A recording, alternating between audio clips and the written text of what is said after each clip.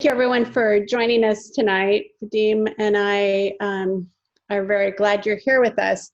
I just wanted to take a moment of silence in honor of George Floyd, who would have been 47 today.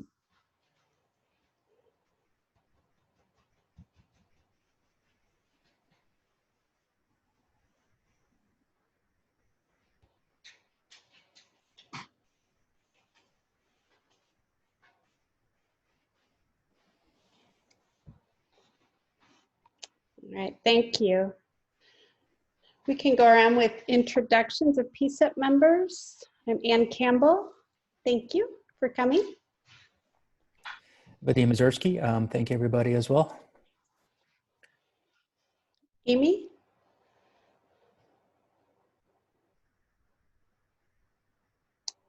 Okay, we can come back to Amy. I'm here, sorry. Oh. Amy Anderson, Chair of the Behavioral Health Subcommittee. Thank you. And PCCEP staff, please. Sure, my name's Theo Lada. I'm a PCCEP staff member. Thanks for coming, everyone. Hi, everyone. My name is Claudia Claudio. I am PCCEP project assistant.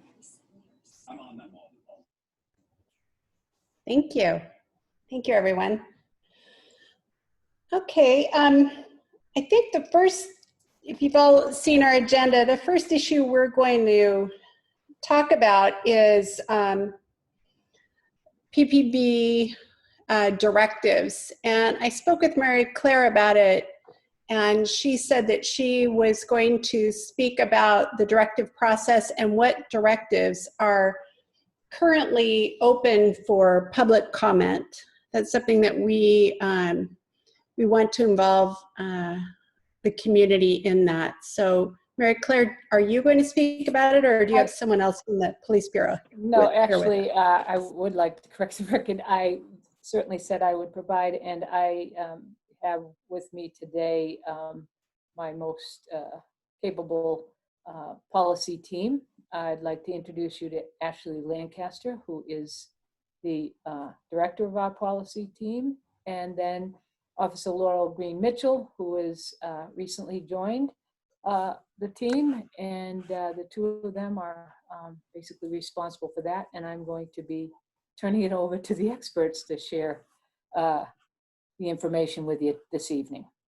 So without further ado, Ashley, it's yours. Thank you, MCB.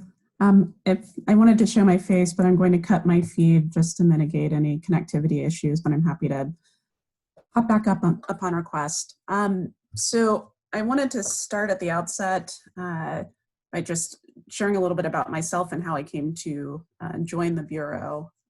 I sat in on the full committee's meeting, I believe in August, and answered a few questions about a couple of policies that we had open at the time, but didn't really have an opportunity to tell you a little bit about myself and how this team came to be. So I'm gonna carve out a few minutes if that's okay to do that. So again, Ashley Lancaster, as Mary Claire mentioned, I now head up the policy development team with the Bureau. That was a recent change.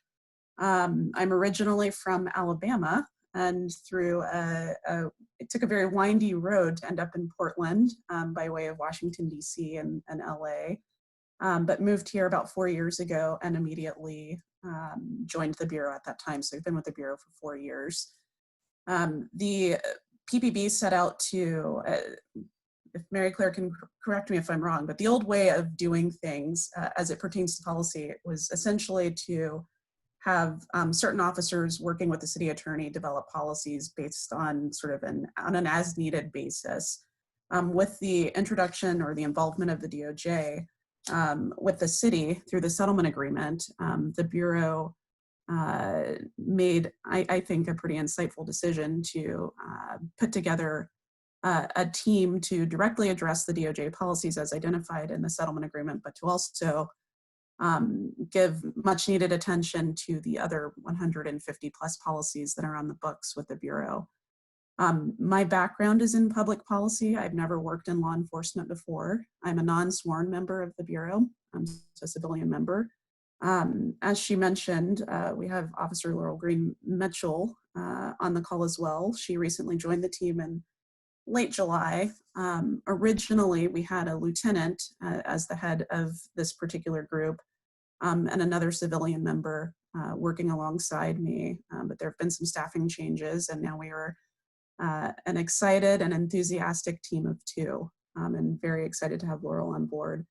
So that's just a little bit about me and how we came to be. Any questions before I sort of launch into the policies that are up for public comment, and then more broadly, I can speak to other policies that we're actively working on as well. Thank you for that background. No problem. So I think the original ask was what policies are currently up for public comment. At the moment, we have, I believe, 2 that are up for public comment. Directive 64036, communication with hearing impaired and limited English proficient persons. That comes down tomorrow. And DOJ Directive 416, critical incident, temporary altered duty. That comes off of 2nd universal review at the end of the month on October 30th. I can sort of speak to some of the things we're trying to address in those 2 policies. I won't spend too much time on those unless you have specific questions, because I do have a whole list of other policies that we are in the process of working on. And so I want to speak to you a little bit about how our process works and why there are only 2 policies up for public comment right now, but we have a docket of about 30 policies that we're working on and other stages of our review process. We also, sorry, go ahead. I'm sorry, can I just break in for a moment? Sure. I was looking on your website and I saw only the 416, and probably because I was thinking that the other one was off tomorrow. So I just put that one as a link. We just have that on a link in the chat. I will get a link for both, and I will also include my email. Yeah, no problem. And I will also include my email address in the comment section before we end the call as well. If folks would like to reach out to me directly, that's not a problem. Our website is a little, I find a diplomatic way of saying this, clunky and difficult to navigate. So I'm happy to receive comments directly via email as well. We do have 2 other policies that are set to go up for public comment tomorrow as well. For the first public comment period, which is a period of 15 days, we post the current version of a policy for the first public comment period. The directive that's set to go up tomorrow for first universal review is Directive 650, search, seizures, and inventories. The background on that is that it was a part of the Mayor's 19-point policy proposals. It's one of his proposals to create local legislation around consent searches. And so our objective is to address that particular policy proposal, do what we need to do in that particular policy to satisfy the objective of the Mayor's policy proposal. So we're initiating the process by posting the current policy for universal review tomorrow. The second policy that will also go up tomorrow for the second universal review period, so this will be the draft version of Directive 64052, Vehicle Collision Review Board. During this point in the process, we post the version of the policy in which we are suggesting will be the Bureau's intended policy in this particular area. We keep that posted for 30 days to give folks a little more time to digest that information. But that is set to go up tomorrow from 10:15 until 11:14. Any questions on those 4 before I go through, sort of quickly touch on a list of a few other policies that we're working on at this point? Okay. So I think I described during the last full committee meeting our process. I'll just run through that really quickly again to offer a little insight into how this actually works in practice. So We do a preliminary review, sort of a needs assessment of policies that may need to be changed or revised for any particular reason, whether it's external, an external ask by, say, the mayor's office or the DOJ, or if it's an outdated policy, or, for example, if the PCCEP makes a recommendation. We'll launch our review process by posting the current, if there is a current policy, we'll post that for 15 days. Once it comes off of the first public comment period, we then begin what's called our executive reconciliation process, which is where we work with internal and as needed external stakeholders and do our own internal research on how to improve a policy. So a lot of the policies that I'm going to mention right now are mostly in that executive reconciliation process where we're doing ongoing research and having continuing conversations with various stakeholders. We engage in that same behavior after we post a policy for second universal review as well. So we receive comments during the public comment period. We take those into consideration as we're developing the policy, and again, doing our own research and talking with the appropriate folks. Any questions about that before I sort of touch on some of the policies that we're actively working on right now? Okay. Feel free to stop me if you have any specific questions about what we're looking to do with any of the policies that I'm about to name. They run the gamut. We are looking to post probably in the next, excuse me, 2 to 4 weeks, Directive 31250 identification, and that's based on the recommendation made by your youth subcommittee. So we'll be taking a look at that. Yes, you can also raise your hand. Thank you, Anne. And I would ask, I'm referring to, I have quite a few notes in front of me, so if I don't see someone raise their hand, please just feel free to interrupt me. But based on the recommendation that we received from the subcommittee, we will be posting that for public comment to initiate the process of redeveloping and revising that policy based on your recommendation and taking it into consideration and discussing next steps with excuse me, with the appropriate stakeholders.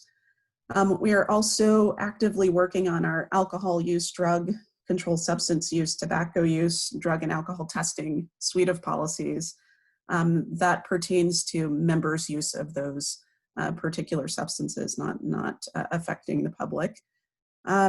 Let's see, we have the 320, Directive 320, the Bureau reporting of potential exculpatory and impeachment information, and I believe the larger group, that's the policy that you guys discussed at your last meeting in August, colloquially known as the Brady policy.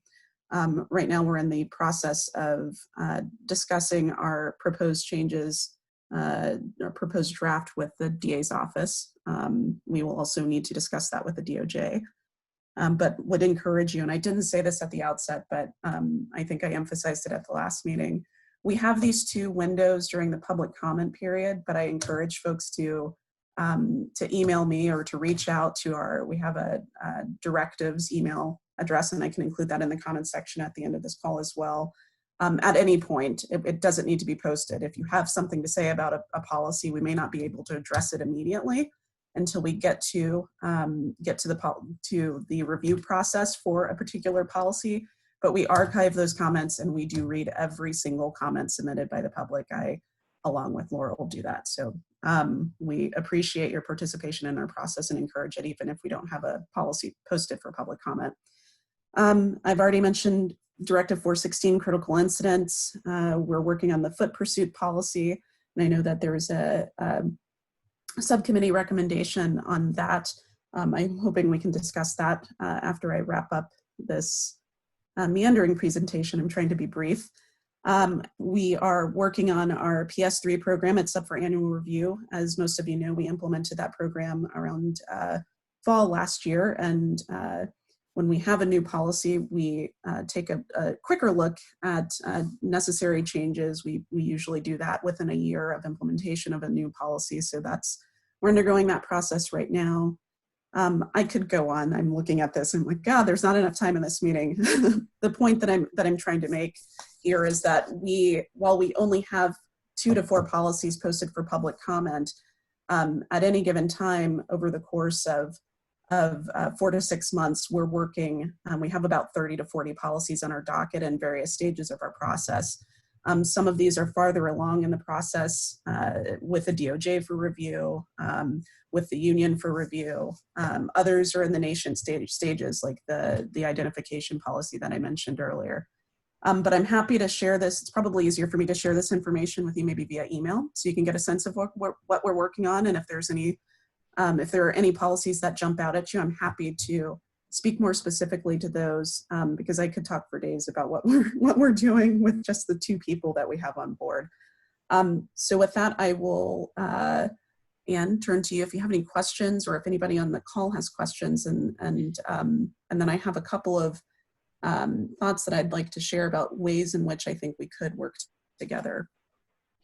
Well, thank you, Ashley.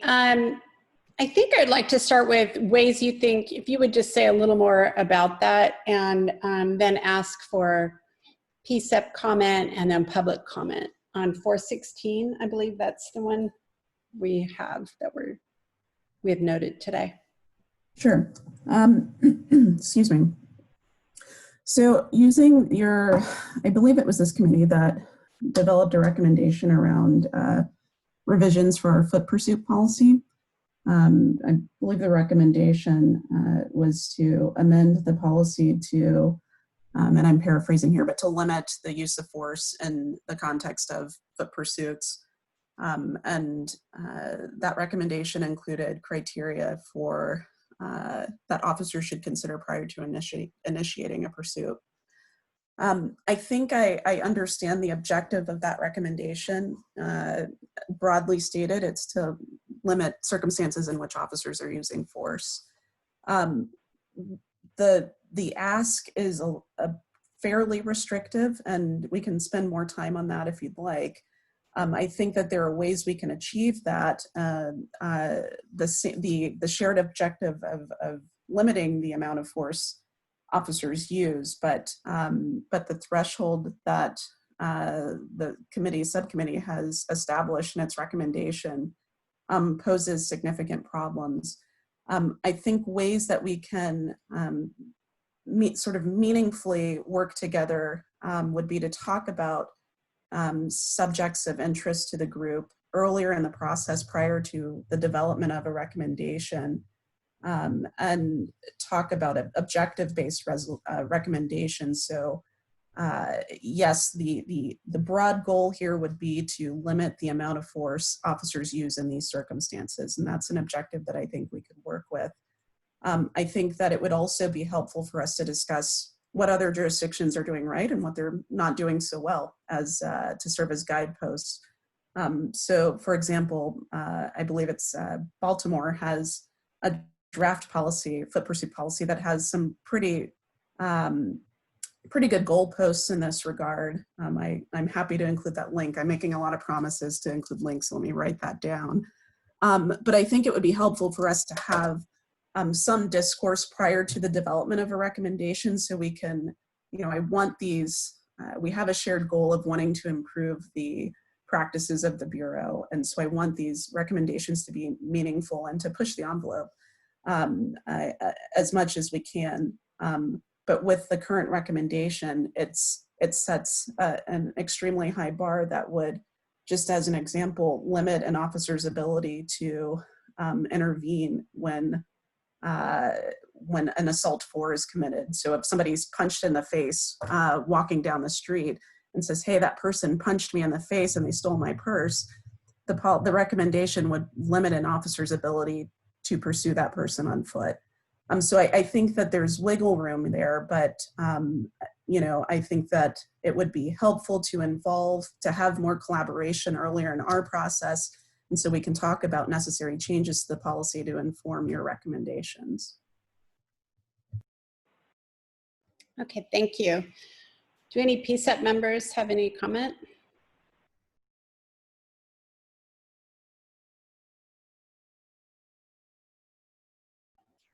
I don't see any hands raised. Any public comment?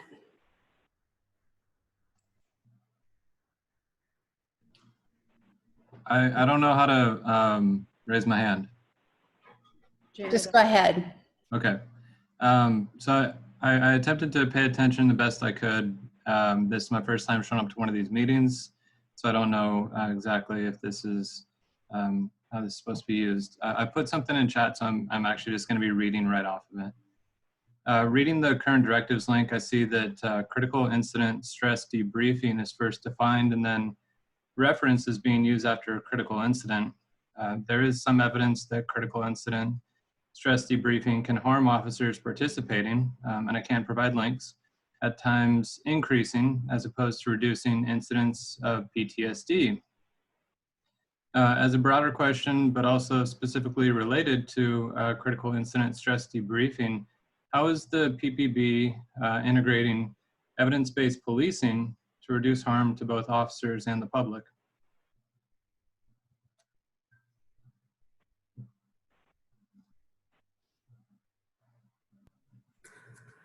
Hi, thank you for your question. That's a really good question. What I can tell you is we work closely. We have a group of folks whose backgrounds are in counseling on staff. We've worked closely with them in the development of that policy. We also, when considering the revision of policies, look to other jurisdictions, federal guidance, and the development of policies as well, and have done that in revising this particular DOJ policy. I can try to provide more specific guidance to you offline. I suppose I probably broadly answered your question, but helpful, happy to speak to you directly on that issue more offline if you'd like. I'll appreciate that. How would you like to contact me? So I am in the process of putting my contact information in the chat. So you can reach out to me by phone or by email. I'll leave both of those there for you. Appreciate it.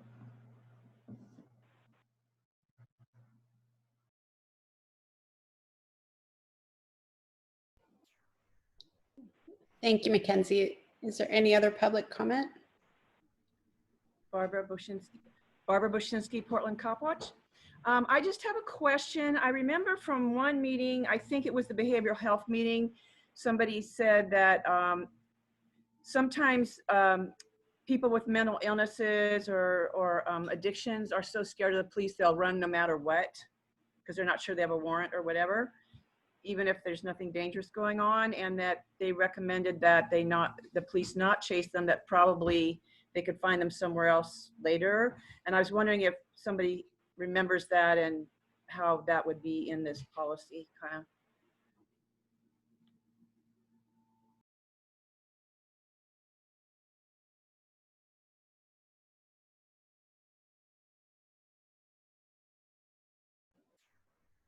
Ashley, are you going to answer that, or Mary Claire? Well, I was just wondering, I thought one of the PCCEP people or people involved with people with mental health issues were saying that, and so that it seems like that it would be good if that was addressed in this policy, because my hand is up too, just so you know. Oh, okay. Thank you. I see Barb's hand is up. I thought you were going to address that. I was. Okay. Or Amy. Hold on a second, Ann. Barb, what I mentioned is that one of my people that I'm fairly, involved with, saw a police officer coming after him. So he ran out into traffic and got smashed to smithereens. Okay, he got hit by a car like 4 separate times. He's still at OHSU. So originally he was on life support, but now he's not. But the thing is that a lot of the people I work with are absolutely petrified when they see officers coming, because they don't even know what, if anything, it's for. So they're so traumatized, they're on autopilot to run automatically. There seems to be a constant, I got to get out of here so I don't get hurt. And sometimes they hurt themselves because they don't realize that they're running for nothing. So that's what I was talking about. Is that what you remember? Yes, thank you. Yeah. I would like to see somehow that dealt with in this policy if possible. Yes, thank you for bringing that to our attention, Barbara. I tried to jot down notes on that. And I'd also like to highlight that we do have a suite of policies on interacting with individuals who are in mental health crisis. And so that, there's going to be some overlap across a host of our policies when we're talking about the notion of foot pursuits. One thing that is covered in that particular policy, or one of the mental health suite policies, is the notion of disengagement. Other factors that should be considered when determining whether or not to initiate a foot pursuit is, balancing the government interest of sort of the severity of the crime and the immediacy of the threat against not only the safety of the officer, but the safety of the person involved, the safety of members of the public. And so those are all factors that weigh into this. And I think we can certainly emphasize those points in this policy in a much clearer way than the current policy demonstrates. So thank you for bringing that to our attention. Although I would like to say that, Barb, that the police don't always know that an individual is suffering from or has mental health or behavioral health issues. And so, it would only be, implicated if the officer knew in advance of approach, you know what I mean? So some of these things are certainly unfortunate, but not necessarily would the officer know that that person who sees them is running, has a mental illness. So, I think we have to, keep those factors in mind too. Right. Thank you. Barb has her hand up.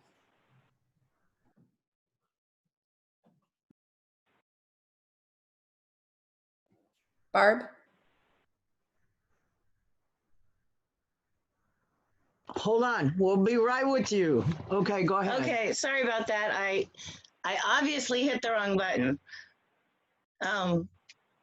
So a couple of things along those lines. I think that's really important to include that information that Barbara brought up. And a lot of the times the cops do know who's mentally ill, who's on the street. Right.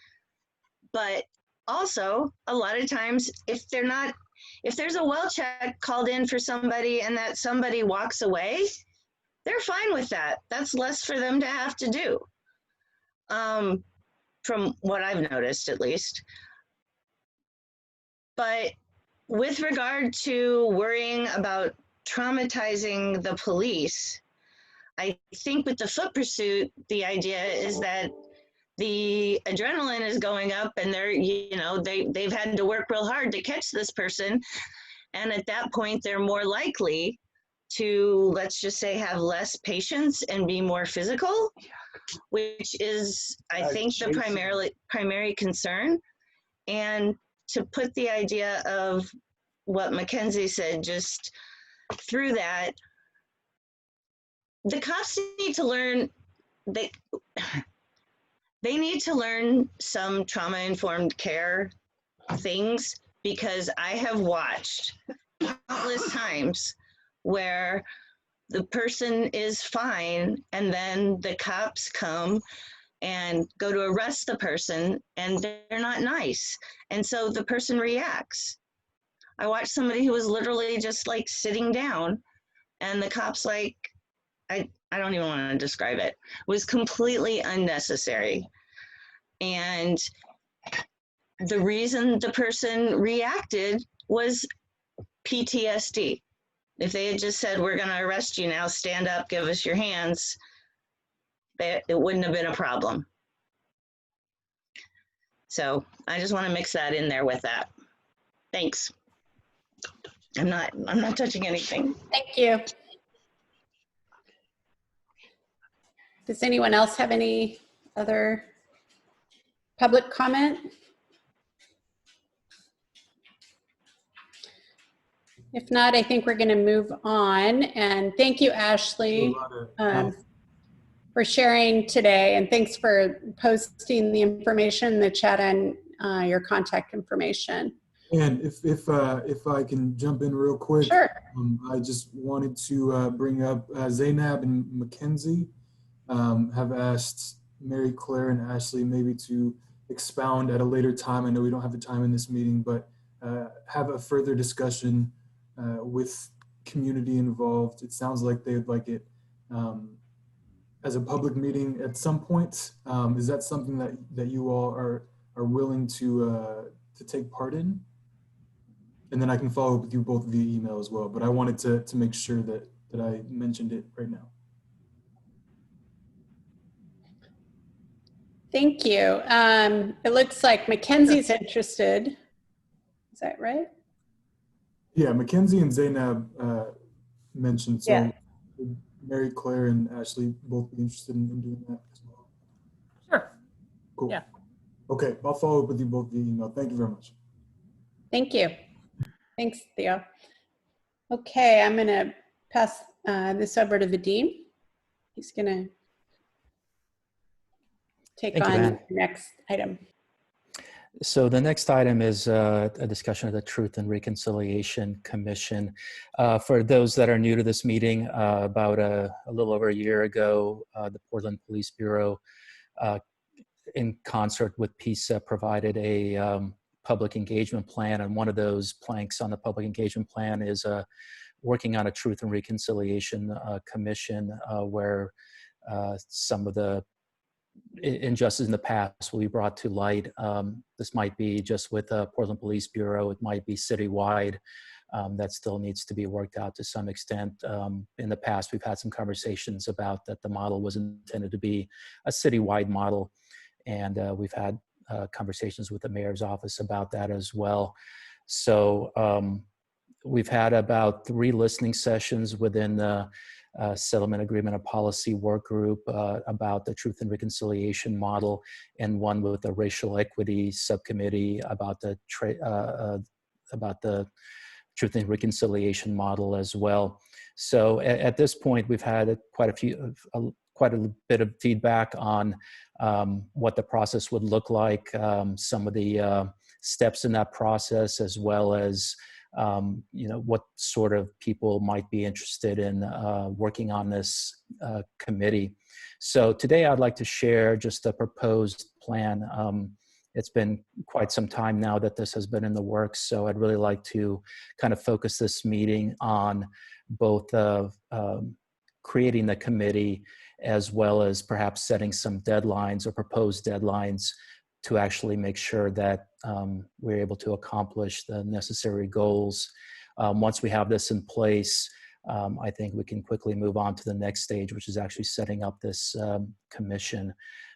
Again, for those people that are new, there have been some commissions in other cities kind of dealing with similar issues, both with racial history involving the police bureaus in respective cities, as well as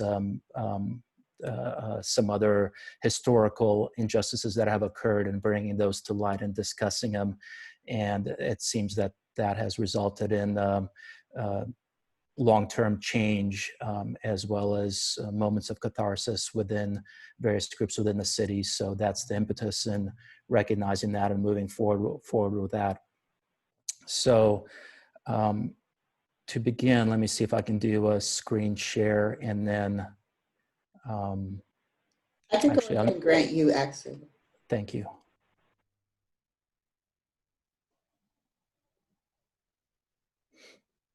Just to provide the timeframes that I'm looking at here, and I'll quickly go through them all, and then I'll cycle back to anybody that might have their hand raised and comment at that point in time. So let me do the screen share.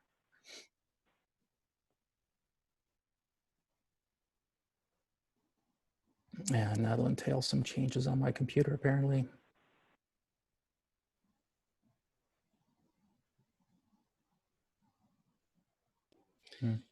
While you're getting that together, this is a plan that you came up with, because I don't remember hearing about the plan, so I'm excited to hear about it. Right, thank you. So I can't screen share because it apparently is Oh, no, here we go. Okay. So here is the time frame, and this is once again, as Anne mentioned, a work in progress, but I didn't want to discuss this and see what people thought and then move forward from there. So the first part is actually forming a blue ribbon committee, which will comprise of individuals who will formalize the structure of the Truth and Reconciliation Commission. These people will be individuals with experience working with different communities within Portland, historical context within Portland, and represent people that have been disproportionately affected by actions of either the Portland Police Bureau or other bureaus in the city in the past. So my recommendation that I'm kind of working with right now and open to discussion is that the Blue Ribbon Committee be comprised of 6 members initially. 3 members will be recommended by the Settlement Agreement and Policy Subcommittee and the Racial Equity Subcommittee. Those are the 2 subcommittees that have been working on this Truth and Reconciliation model. And 3 members to be appointed by the mayor. That can be expanded up to 9 members with nominations from within the Blue Ribbon Committee. So if they feel that there are other people in the community that represent a voice that needs to be heard and form this commission, they'll be able to self-nominate members based on a majority vote in order to expand that subcommittee. So it's not locked into that membership, but as a starting place, 6 members duly appointed by the community as with regard to PCCEP, as well as with the mayor's office, who of course is in charge of PPB as the commissioner in charge. Once the Blue Ribbon Committee is appointed, there will be a first meeting to be held at December 14th. That meeting will entail both the mayor and PPB staff, chief of police and such. Then there will be a development period where the broad outlines of the Truth and Reconciliation model will be discussed and put into writing. So at that stage, the membership of the Blue Ribbon Committee will be able to draw upon both PCCEP members who have been working on this as advisors, as well as city staff in order to, and the community, of course, in order to develop what that model will look like. So as I mentioned earlier, there have been some cities that have attempted similar things in the past, but really this is going to be a very unique thing to Portland. And so we're hoping to provide enough time for people to be able to do the research, to be able to have discussions upon this, and to decide what the Truth and Reconciliation Commission will look like, what their tasks will be, and the breadth of the issues that will be looked into and discussed. Once that is worked upon on February 14th, there'll be a second meeting with the mayor, Portland Police Bureau, and the city bureau heads, if the breadth is large enough to encompass all city bureaus, to review the model, to review the findings of the Blue Ribbon panel, as well as the support staff, and to discuss the pros and cons of what that will entail. Of course, these meetings are open to the community, so there will be community feedback at each stage along these lines. January 28th is a date I'm recommending is to formalize the structure of the Truth and Reconciliation Commission. So at this point in time, we'll have a little over 6 weeks in which to discuss the various models that have been out there and kind of what the city and community leaders would like to see for Portland. Then once that formalized structure is in place, a few weeks after that, it was the appointment of the actual Truth and Reconciliation Commission, who will be tasked with the next steps, which is the actual work that needs to be done to recognize the past injustices, past inequalities. That is on January on February 14th. Right now, the recommendation is to appoint 12 members to the Truth and Reconciliation Commission. Of course, that'll be up to the people working on that from the Blue Ribbon Committee and the city as to how many members that will entail. But right now, just a recommendation of appointing members to that actual commission. That appointment will be done by City Council as a recognition of the importance of this endeavor. A week later would be the first meeting of the Truth and Reconciliation Commission. Again, an open public meeting. March 10th is the goal set right now for a working session on the acknowledgement stage. As we've discussed in previous meetings, there's about four different stages within the Truth and Reconciliation model, or at least stages that have been shown in the past to be effective in bringing about recognition of what has happened in the past, and also moving forward from that recognition. So the acknowledgement stage is the acknowledgement of the wrongs that have been that have occurred in the past. In some instances, it's an acknowledgement mixed with an apology, but that acknowledgement is very important for there to be a beginning of the working through what has happened and bringing about change from that acknowledgement. The acknowledgement is something that is up to the city, whether it be the Portland Police Bureau or other bureaus in concert, to acknowledge what has happened in the past, what is directing what's currently happening in the present, and informing what is often termed as systemic racism or systemic injustice in the system. And that's the foundation of the work that will be done from there. So March 24th, a couple of weeks after that, there will be the public acknowledgement of the historical harms.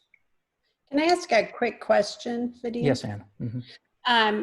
Just in the efforts of time, I appreciate the work you've done on this, but I just want to make sure that we have time for some, PCCEP and community comment. Yes, of course. Thank you. So on February,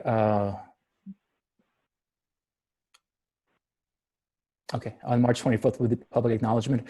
Then we'll be moving into April onto the listening and the narrative sharing. So that'll entail, over a period of several months, listening sessions about people discussing the historical harms that have happened to the various communities in Portland, the actual harms, the perspectives, the lived knowledge of what has happened. And that, of course, is very important to understand where people are coming from and the reasons for all this. Then there will be a report to City Council on these listening sessions in mid-May.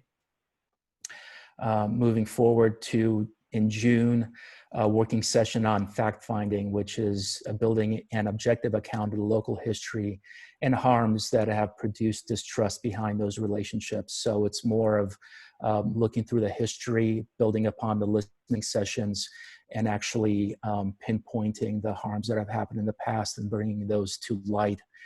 Of course, many of those have already been out there and been discussed, but in this process, it'll be further reinforcing the past injustices. Mid-June, the working session, again, as in the past, open to the public. And July 16th, an official fact-finding report to City Council. July 30th, a working session on policy practices and changes, and that's the final stage, which is taking the acknowledgement, the listening sessions, the fact findings, and actually producing tangible changes and practices based on the information that has been gathered, again, with public input. And around September 30th would be a presentation to City Council on the practices and changes by the Truth and Reconciliation Commission. Now, I realize these dates are pretty ambitious. I think that there's a lot of work to be involved in. I think that there's, certainly going to be a lot of interest in people to support the Truth and Reconciliation Commission. So I'm hoping that the work will be out there. Of course, this is open to both the Blue Ribbon Committee and the Truth and Reconciliation Commission as to whether they would like to change these dates or update them. But right now, I think it's very important for us to have a sense of moving forward, both in appointing members to the initial committee, as well as looking forward to what the next steps will be. So thank you. Great. Can I just yes, ask, and so now we'll open up to PCCEP members for questions. Sorry. Thank you. First off, I just want to have a couple of questions, but I have a concern that I appreciate your timeline, but it would be my understanding that the group themselves would kind of determine their timeline. So I'm wondering about that. And I'm also concerned about, limiting the members. And also I'm wondering about the Blue Ribbon Commission. What is that? Is that just I'm not understanding what that is. Okay, well, as I mentioned, this is all open to the committees, the appointed members to decide what the timeframes will be. These are just recommendations. It's been roughly a year and more than a year at this point since this process has been discussed. And so I strongly feel that we need to have some benchmarks in place where people can work from, but it'll be totally up to the people that will be members of these committees to decide whether those are reasonable or whether other timeframes will be needed. It's just putting something in place so people can work from there.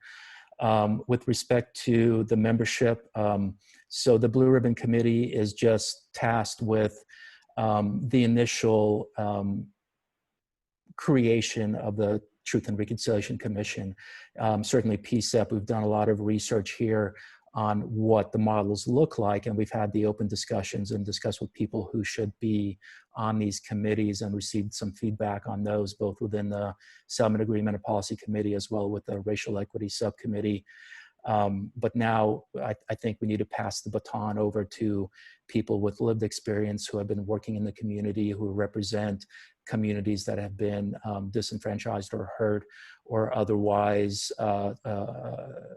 been oppressed by the various city bureaus or Portland Police Bureau in the past. So the Blue Ribbon Commission is who? The people that, so the people we've heard in the past have been perhaps an individual, or the community feedback we've received in the past have been perhaps an individual from the Albina Ministerial Alliance, from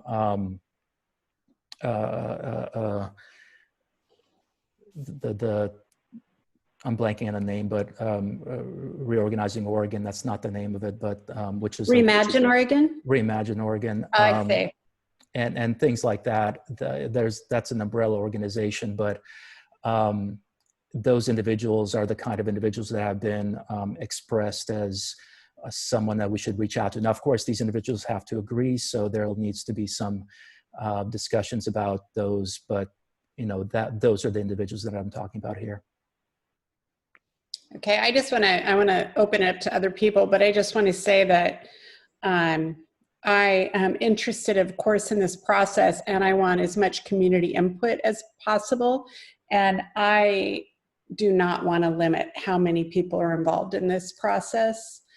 Well, how many people would you like on the initial committee then? I think that throwing it out to the community, what do they want?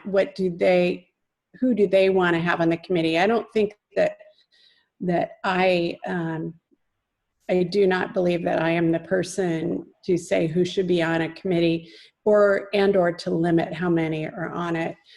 I think we can go to other comments at this time if you'd like. Thank you. Amy, I see your hand raised. Yeah, one of the big things that I've noticed is in a lot of commission work, the average has been about 9, the maximum is 25. And if you go that big, then odds are you're probably going to run into a lot of personality situations unless you're vetted really well together. So the number of participants does matter, and it matters how we get things done, because the old groups at like 20 to 25 members was so big, it took 30 minutes for introduction. So in order to get real work done on a commission to start with, you probably want to go no more than 10 would be my recommendation based on all my experience working with people in a group. And those 10 people or 12 people should represent the quadrants of our community. In fact, maybe we ought to break it up into districts, since that's how we vote our politicians. Maybe we should have a representative for each district or each section, precinct section, you know, because there's what, 4 of those or 3 of those. So we could really divide it up to where a large percentage were involved if they chose to be, but there definitely has to be limits or we won't be able to function. And Amy, that's the supposition I'm going on as well. There have been organizations such as the initial Portland Commission on Disability that had 30 members, and that was unworkable, and they shrank it down to fewer. But I have built into this the ability for the individuals that have been nominated to expand the numbers on those committees, and of course the actual commission itself will be based on whatever number, the Truth and Reconciliation, the Blue Ribbon Panel I'm calling it, but the name doesn't really matter.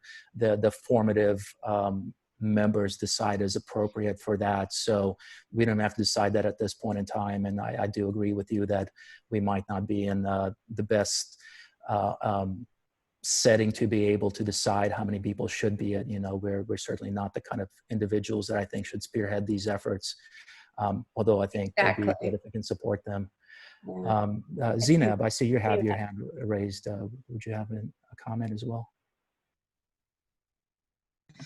Hi, thanks for even sharing this information to the so I went online just to see what a blue, because I was saying, what is a blue ribbon panel? What is that? And I said there was one in 2000. Blue ribbon panel on racial profiling. So I guess for me in your document, it would have been just great just to like have some introduction or at least a little summary about, you know, more about what you just explained, I guess, so that we can just really read it and understand and take it in. And I saw on that committee, it was in 2000 for racial equity. They had like 18 people on their committee. I'm not sure. I agree with Ann as well as making sure it's open to the community. Now, when it comes to ensuring that there's diversity on the committee, I think that's important. And so I guess if you extend it out to the community so that they can know about it and learn about it, and then also think about being a part of it, I think that's another great way to get great people to really look at truth and reconciliation. So that's my comment, and I know we're about to finish, and I guess I just wanted to just ask a question. I thought I was coming to this meeting to talk about the quarterly report. Which meeting is that? So if you guys can let me know about that meeting, I will, but I really appreciate the information I learned today. Thank you. Thanks, Zainab. And that's the meeting at 6 o'clock. So it's about 30 minutes roughly after this meeting concludes. So 6 till 9. Of course, I'm early. Sorry, thank you. No, I'm glad you're here. You've been to several of our meetings, and I value your feedback.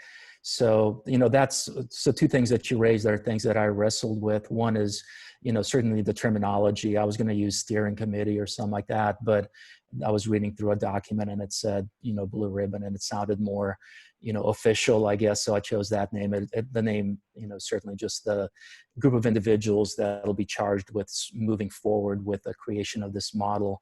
And the second thing that I'm wrestling with a lot, and have been, this is a question I've asked over the last few listening sessions we've had, is, you know, how to select these members, because, you know, there needs to be some, you know, selection process where you get people that are recommended by the community, you get buy-in from the mayor's office, you get like, because, you know, at some point in time, people have to be directed to do this work within the city at least. And, you know, it's something that I've just been thinking and asking, you know, because yeah, if we had 50 members, then you can have a large swath of representation, but then how do you get 50 people in the same room together and have any consensus? If you have fewer members, how do you have that representation? So thank you for bringing that aspect out, because it's certainly something that I'm hoping to get input on, and something that I've been really trying to figure out on, you know, my own, as well as questions I've been asking. Well, I think, thank you for that. And I think, you know, we're at the end, we have 3 minutes left. So I think what we could do is, what's your next steps, or what's your thoughts? Because I think this is new information for many of us, and we need to think about it. And maybe we can put this on at our next meeting. Is that what your thinking is? I'd really like to have, you know, this sort of ironed out within the next 2 to 3 weeks for sure. So we can have a discussion and then bring it up at our next meeting, or, you know, even briefly at one of the next full body PCCEP meetings, just as a heads up, you know, take 5 minutes out or 10 minutes out. Well, I know, yes. I'm sorry. I think we're going to have to really, you know, talk about this a lot more than that in my mind. So I appreciate that, Anna, and I will be glad to have conversations, but we've been talking about this for 4 months, and I know that it's time to start things moving forward. I don't mean to disagree with you, but, you know, I'd love to have conversations as long as we can actually have people do this, because it's very important. And it's something that, you know, for over a year now has been, you know, discussed, a year and a half now has been discussed and have conversations on. Just want to make sure real quick, is there anybody else from the public that would like to have any comments about this or anything else that we've just been discussing?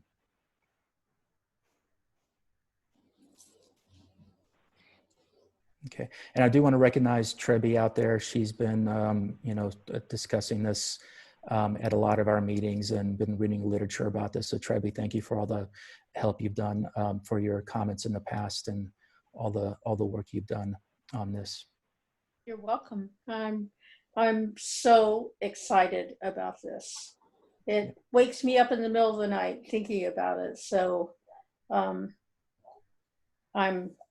really, really happy, and thank you, Padine, for all the work you've been doing, and Mary Claire, and just everyone. I'm so filled with hope for our city and for real deep healing. I agree with you 100%, Trebi. It's time for healing, and the more we can do here to help that along, I think the better PCCEP in the city will be. So there's, you know, we're running out of time, as Anne has mentioned. Everybody, my email is on the PCCEP website. If you have any questions about this or would like to participate in this further, please reach out to me and email me, Anne, both of us, and we'll be happy to come back to you. As Anne said, both of us, and we'll be happy to address any thoughts you might have, and perhaps have follow-up conversations on any part of this. And thank you all, and we will see you at our next meeting next month.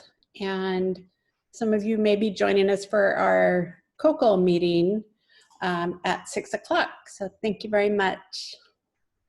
Thank you. Take care, everybody. Appreciate it.